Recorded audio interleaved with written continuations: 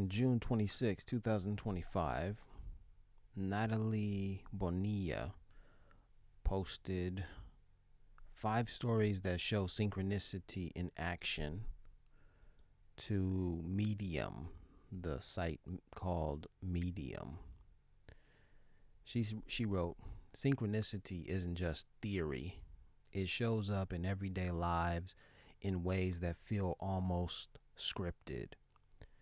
Below are 5 real-life examples that reflect how uncanny timing and personal meaning often intersect." I'm going to read these 5 examples because they're going to help me further tell my stories about synchronicities.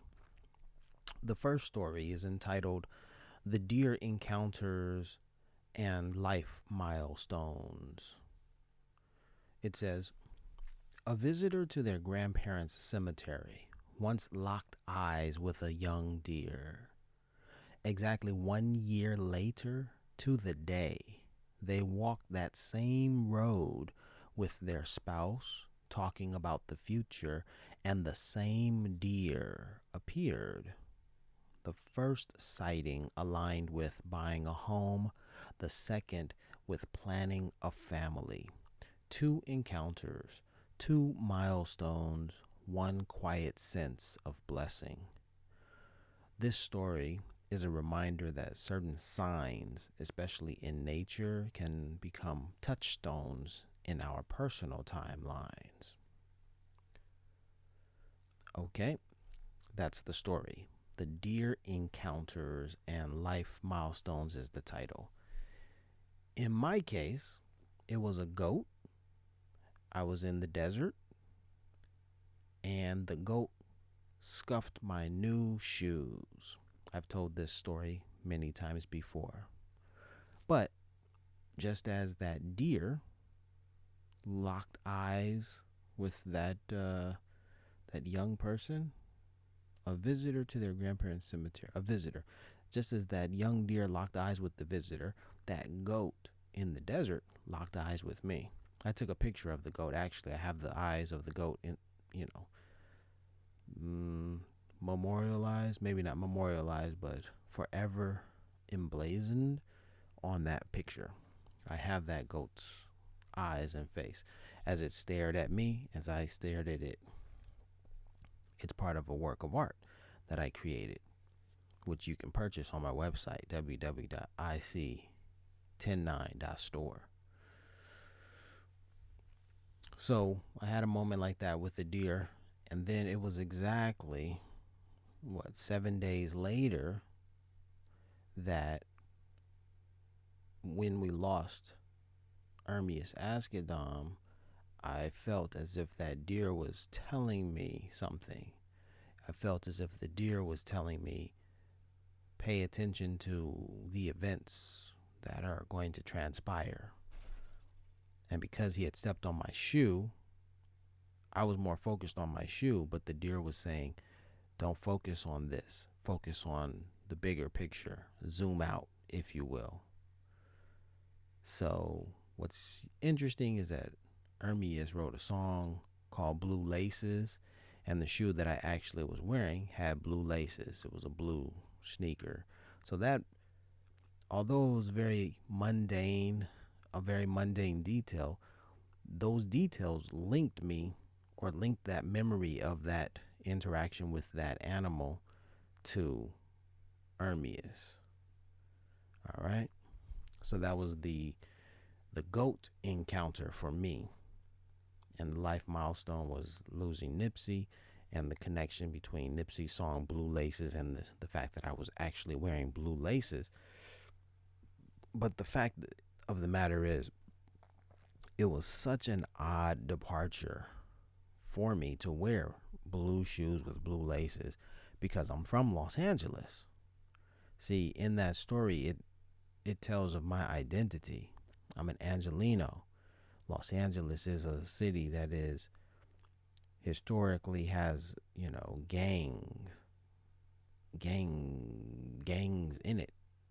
and gangs have influence over our reality, especially when it comes to what you wear. So that's it's a crucial moment. That was an interesting moment for me, but yeah. All right, so that was okay. The goat encounter. Let's move on. Number two, the story number two, the 777 necklace at a wedding.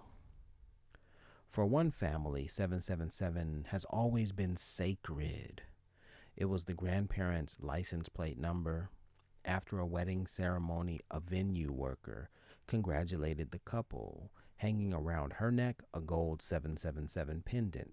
She said she just liked the number, but for the bride, it felt like her late grandparents had slipped into the celebration. Moments like these create a bridge between past and present grief and joy. So the number of the day is 109, or 109 as I call it. You're at 109 right now. A bridge between past and present is right in that number, 109, 109. Okay. Number one, it was my license plate. It was a part of my license plate since 2005, maybe. All right. So in the story, 777 was the grandparents' license plate, or was on the grandparents' license plate. In my case, it was 109. Okay. In my case, my story is I just happen to see that number like in a myriad of ways. Just recently, 2025, I went to Japan. I was in Japan four weeks ago, I think now. And I was staying in room 109. I didn't ask to be assigned to that room, and there I was in apartment number 109. Go back 10 years, and there I was, excuse me, I was riding ferry 109 from Japan to Korea. I was in Ethiopia when I noticed someone had written 109 on a door. I was in Bahrain, went into my room at the hotel, and the television was on. Well, the television was off, but there was a box above the television, a satellite box with the number 109 on it, only in my room. You see what's happening? 109, it just keeps, appearing. I went to the Nobel Peace Prize Museum in Sweden. Within the first 8 minutes of the beginning of our tour, I look over the tour guide's shoulder behind a display case. There's a document with the number 109 written on it clearly. I thought I was bugging. I asked the tour guide, "Can you read the number on the document in the display case?" And she turns around and she's like, 109? I said, "Thank you for confirmation." So in my case, I just keep seeing 109, but it's also a matter of me being in the place at that time to see it. It's like, why am I being called to these locations? And then when I see 109, it's kind of like confirmation, like, oh, I was called to be here for a reason, not just random. And 109 is that marker that tells me, hey, you were supposed to be here. You made it here. You saw it. Good job. Keep moving. Keep moving forward. You're hitting your target, basically. You're on the right course. And it's not just that I like a particular number. And then here's the other thing. It's like this story, the necklace story, the 777 necklace, it's such a thing. People find the number 777, 666, 555, 999, 888.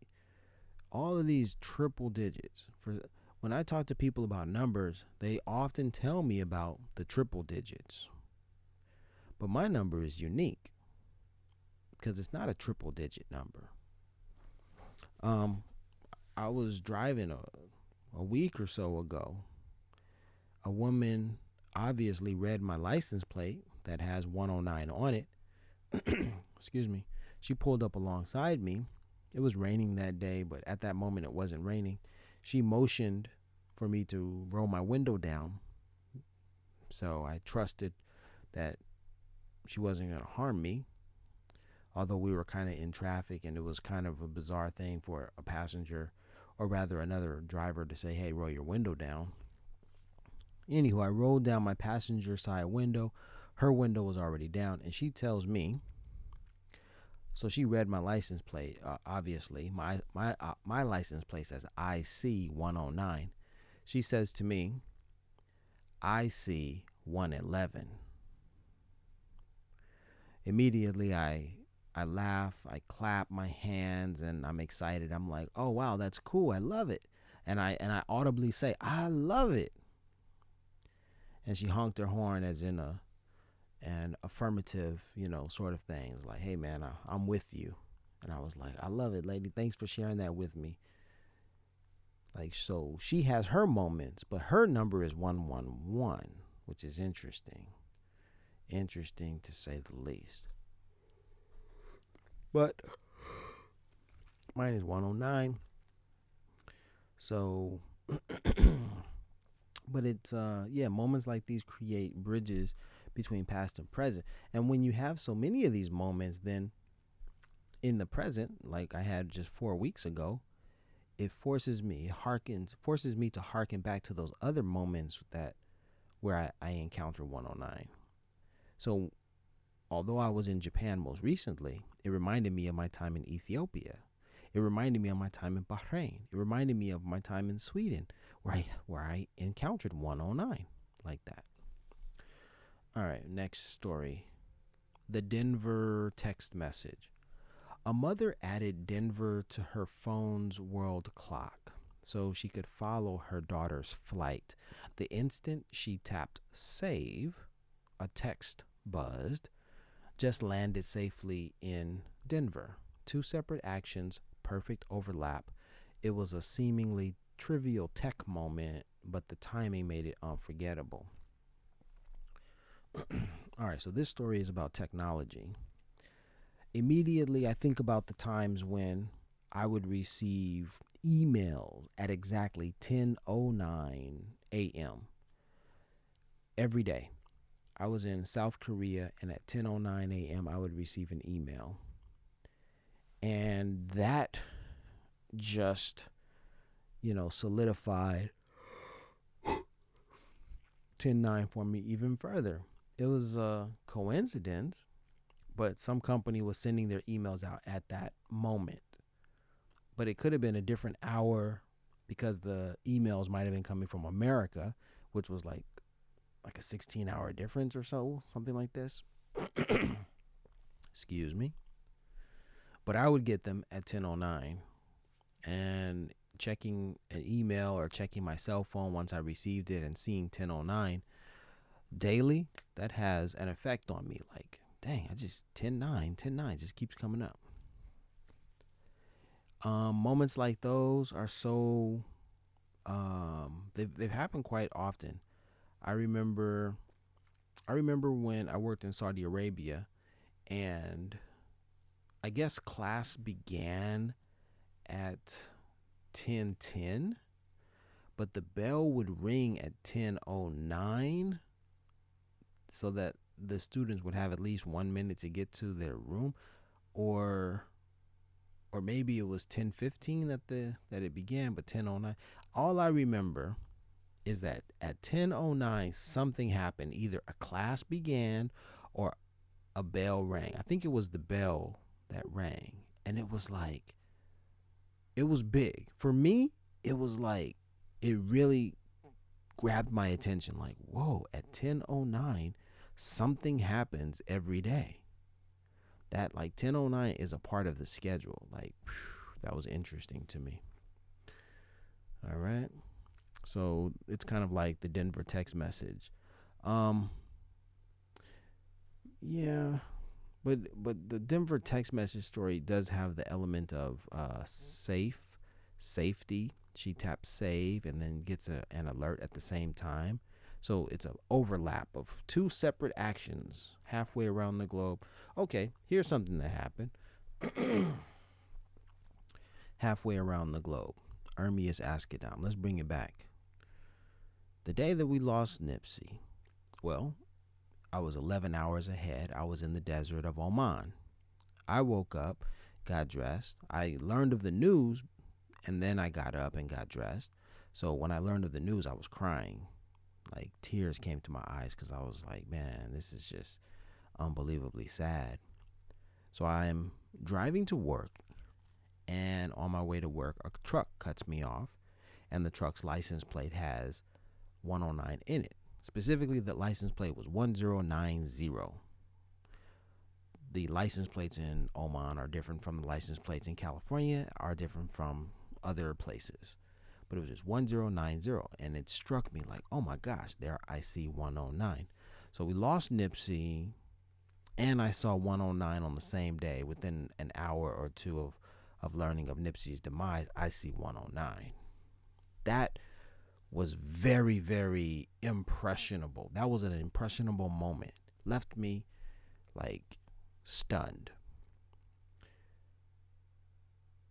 The fact that I was thinking about Nipsey, the fact that I saw 109 on the day that we lost Nipsey, those two moments together, taken together, were just too much of a coincidence. And then it was a week later that I looked into the sky and I saw a cross in the sky.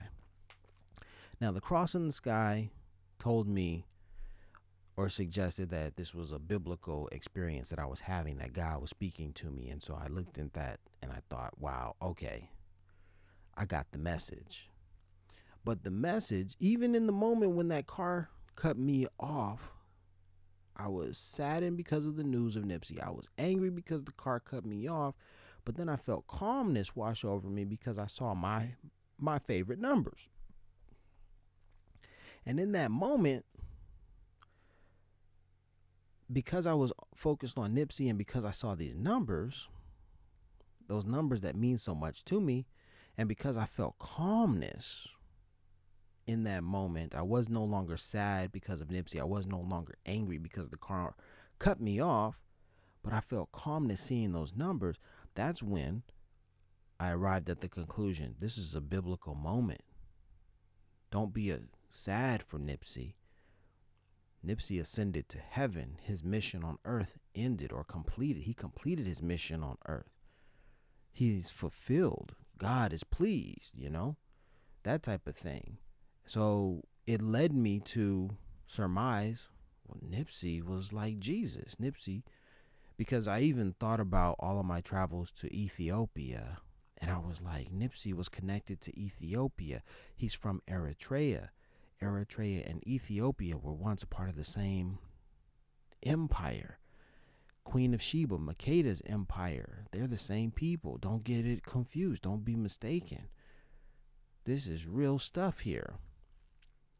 And it was like, if Queen of Sheba was a real person, a biblical person, why can't Nipsey be a part of that same lineage? Why can't he be a biblical person as well? In modern times, he could be Jesus. That's what it was saying to me in that moment. And then about a week or so later, as I'm struggling to understand why the heck I keep seeing 109, and I tell my colleagues I keep seeing 109, he tells me go search it up on Google, and I go and search it up on Google, and the definition isn't satisfying to me. I go and I find another company named 109, a restaurant named 109, a company of it's a nonprofit organization called 109 World. And I asked them, why did you name theirs 109? Do you see 109 the way I do?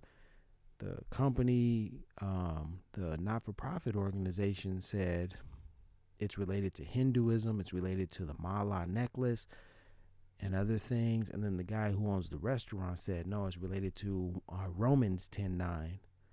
So as I'm searching for meaning, I go and I search up Romans 10:9, and that's when I discover that it says, or rather I discover not only that is it a powerful verse, but it's a popular verse. My a family member who is a pastor, I recited, or I didn't recite it to him. I just said, I found a verse, Romans 10:9, and I'm sure you know it. And he says, yes, I do know it. And he rattles it off. And I'm like, whoa, that's powerful. The fact that you know that verse. Like, but see, what I was doing was I was combining the two verses. I was combining the verse to the number, to the recent demise of Nipsey, to the feeling that I had in that moment of calmness. It all made sense to me that Nipsey was Jesus. So even though it happened halfway around the globe, I still felt the effects, or got the download, got the information. And then what's even more bizarre is I was in the desert and three things were on my mind: Nipsey 109 and the cross that I saw in the sky. The cross I saw 1 week after Nipsey's murder. Excuse me. But I couldn't explain why I even saw that. Excuse me. Because I woke up and I walked out. I got dressed that day and I walked outside my home. And I saw the lines of the sky clear as day. Now, I had never seen lines like those before, and I never saw lines like those after. But that day, when I walked out there, they were right there for me to see. They stayed up there long enough for me to drive to work, about an 8-minute drive, for me to get out the car and then snap photos of it for proof of what I saw. But it was my belief that airplanes, it's too much of a coincidence that an airplane that two airplanes would fly in perpendicular patterns at that particular day and at that particular time. It was like that is an unbelievably rare occurrence. If it really was airplanes that flew overhead, that's really rare, because that doesn't happen every day. And then for me to have seen it, that means it must have happened within the last 10, 15 minutes. And then it was even more of a mystery, because I think that lines like those would have dissipated. They would have disappeared within moments after having been created. And so the idea that they were still there made me believe that it was meant for me to see that this wasn't two airplanes that miraculously just flew overhead on that particular day at that time, but that this was really a God universal thing that I was experiencing. As far as airplanes flying overhead, excuse me, my colleagues have said, and they've shown me pictures years later, they've said, look, there are lines in the sky. To which, yes, even when I lived there, airplanes flew overhead, kind of. You see, if an airplane flew over that particular region, if I noticed, no. Well, yeah, okay. If I noticed an airplane flying overhead, it was typically at night. And those airplanes were at about 36,000 plus, feet in the sky. So they were very, very tiny, but you could see the lights, blinking as they were flying overhead. But the lines that I saw in the sky that day, they were much closer to the ground. So there were no airplanes that flew over ground at that altitude, at that elevation. That never occurred. Yeah, there are airplanes that flew overhead, but they were 36,000 plus feet in the sky. And those lines were very close to the ground, much closer. Okay. And Nothing, nothing in that moment explained why those lines were there, but that God put them there and I was supposed to see them. Oh, yeah. And the last thing, okay, so the three things that were on my mind: Nipsey, 109, and those lines in the sky. I come back to Los Angeles and I find Nipsey, 109, and those lines, or at least across. And I find them very close together at the corner of 60th Street, Crenshaw and 60th Street, right there. Those three things that I found in the desert halfway around the globe, I find them right there together. And I'm like, okay, this is further confirmation that those three things that I saw in the desert, I was supposed to see them because here they are right here in Los Angeles. And if anything, if I could tell anybody, I could tell them that this is evidence of what I saw halfway around the globe. Because I'm telling you about three things that happened, three things that I saw. And I'm showing you right here. Here they are. All right. Moving right along. The fourth story: a childhood friends reunite by hang glider crash. In remote Australia, a man and his father saw a hang glider crash. They drove they drove in to help, only to discover the pilot was the father's childhood friend from New Zealand, unseen for 35 years. A freak accident becoming a reunion. It's a reminder that synchronicity doesn't always show up gently. Sometimes it crashes into your path. And there you have it. Synchronicity, it isn't gentle. We lost Nipsey. That was a part of the synchronicity. There was 109. Almost had a crash. The truck cut me off. I could have lost my life in that moment. It's not gentle. Okay. Any other crashes with 109, 10-9? Car accidents, 10-9? I don't think so. I think I mostly have, except for the one instance in Oman, 10-9 has been very gentle with me. So I don't have any crashes to particularly, you know. I can't, you know what? I did notice something. There is something that I did notice. It's so sad, right? So the video, the police footage after Nipsey's murder, where you can actually see his brother doing chest compressions on Nipsey after he's been shot, CPR. That video of the crime scene moments after Nipsey was shot, that video has on it the number 109. It's in that video. It's on that video. It's like, it's either the video 109 or it's the time 109, 1 hour and 9 minutes. I don't think it's the time. I think it's the number. There's a particular number on that. It's like a serial number for the video, and it includes 109. So that's that's not gentle at all. There's something else. I have this thing about me where in the past I've been in television shows. Excuse me. I was in movies, television shows, and surprisingly I was in like episode number 9. Yeah, I was in episode 9. Okay, one TV show, One on One, starring Flex Alexander and Kyla Pratt. I was in season 1, episode 9. 109. Season 1, episode 9. I'm in there. You can see me. You can go to that episode and you can find me. 109. Okay?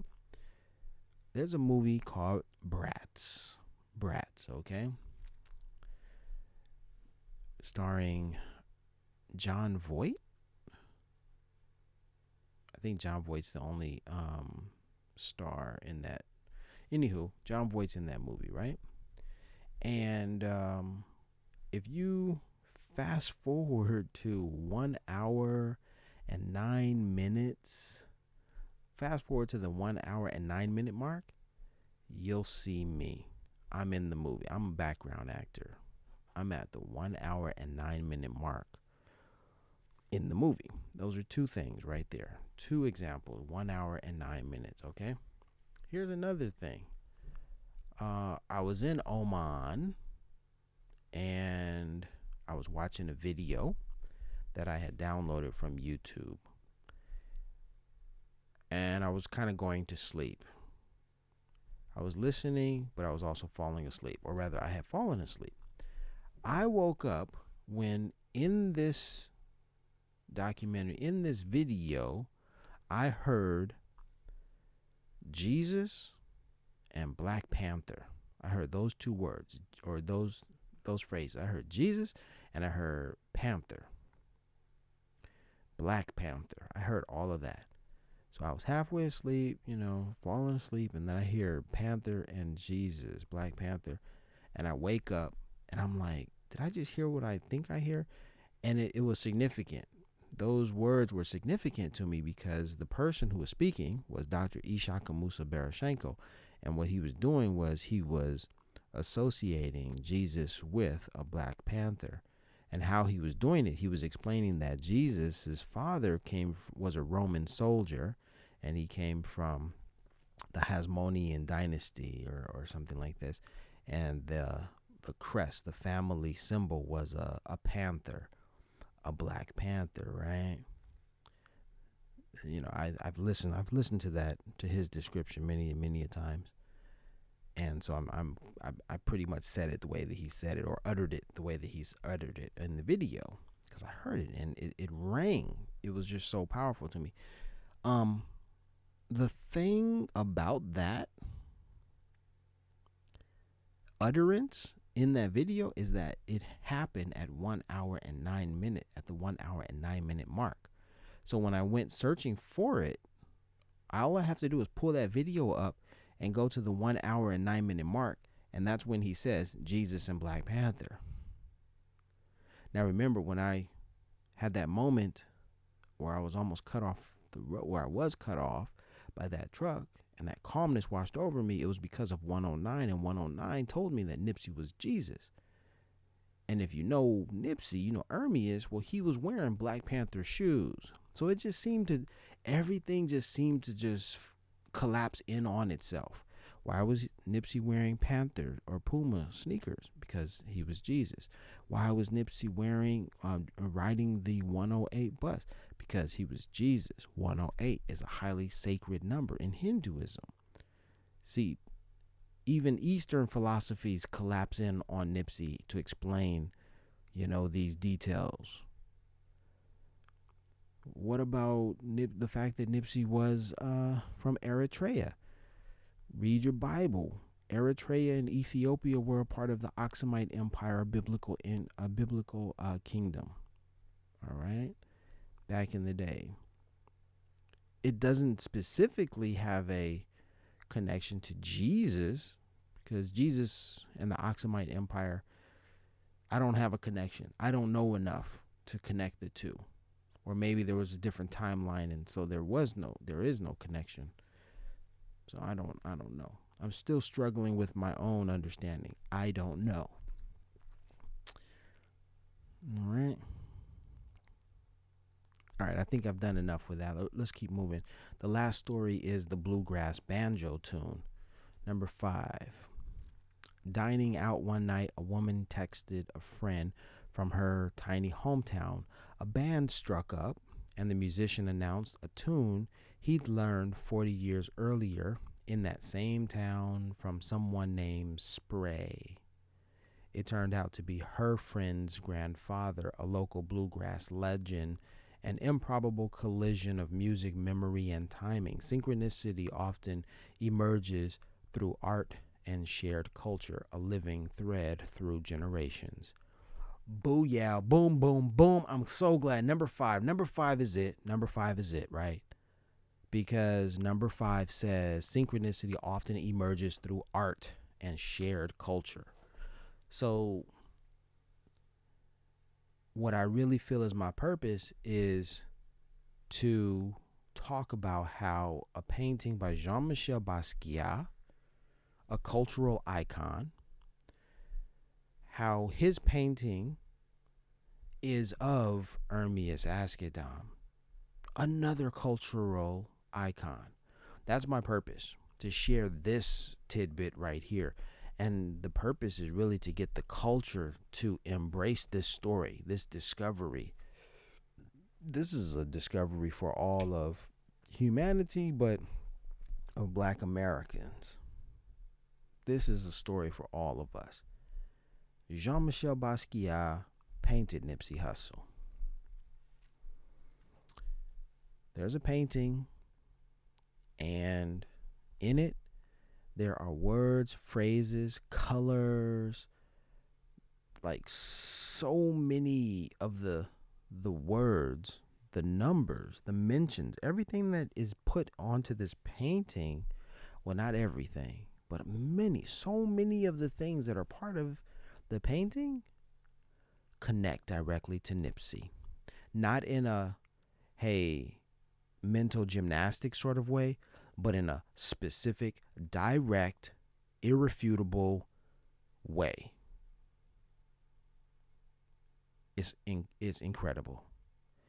It is truly incredible. That's all I'll say about that. I've said much more on other platforms, or rather, not the same platform. This podcast, my YouTube page, all of that. But I'm gonna just leave it at that for this episode. But it's so powerful, and just like that.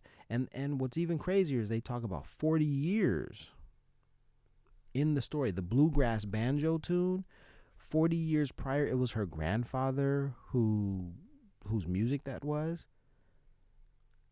You know, it was Basquiat's artwork, and it was 30 years before a photograph of Nipsey was taken that this picture and this painting mirror each other. And the painting was created 3 years before Nipsey was even born. Let that sink in. You've been listening to the IC 109 podcast. I'm Larry Wiggs. You're at 109 right now. Peace and blessings.